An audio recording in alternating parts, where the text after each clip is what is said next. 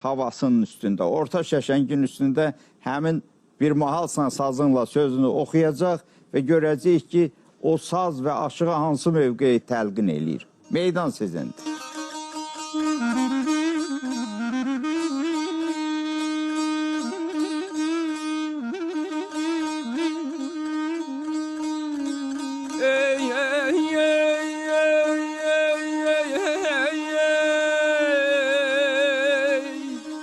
Dinle beni bir sözüm var ha dostum, dinle beni bir sözüm var ha dostum.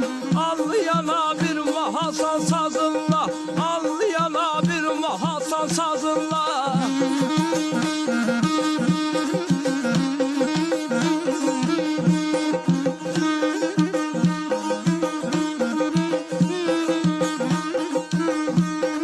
Bəzən Koroğlusan, bəzən Kərəmsən, bəzən Koroğlusan, bəzən Kərəmsən, bəzən də Rüstəmsən zalsan sazınla, bəzən də Rüstəmsən zalsan sazınla.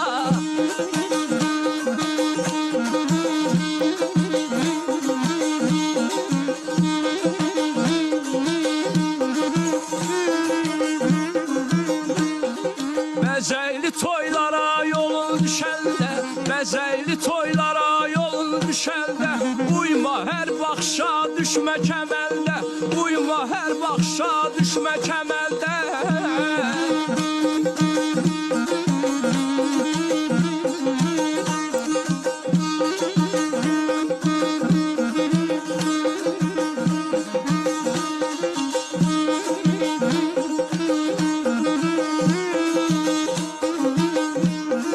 Kəndim qız gəlini sənlə küsəldə, kəndim qız gəlini sənlə küsəldə, yalvarıb könlünü alsan sazınla, yalvarıb könlünü alsan sazınla.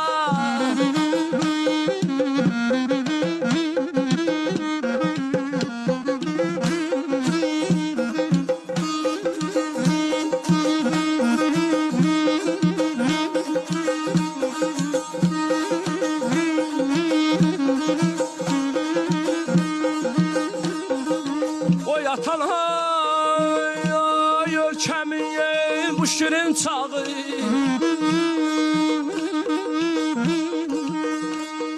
Oy atan ölkəmin bu şirin çağı, böyük aşıqların gəlsin sorağı.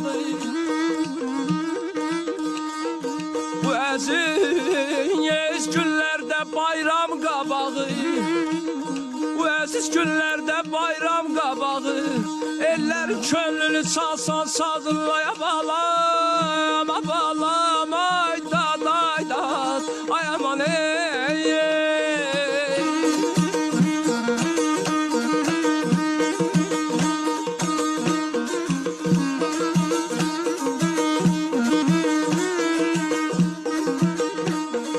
Mənə gülməz sazı sözü duyanlar, aşığı bu yerlərə eləsən güzar. Osman deyər gözüm üstə yeri var, Osman deyər gözüm üstə yeri var. Haçan gəlib qonaq qalsan sazınla, haçan gəlib qonaq qalsan sazınla.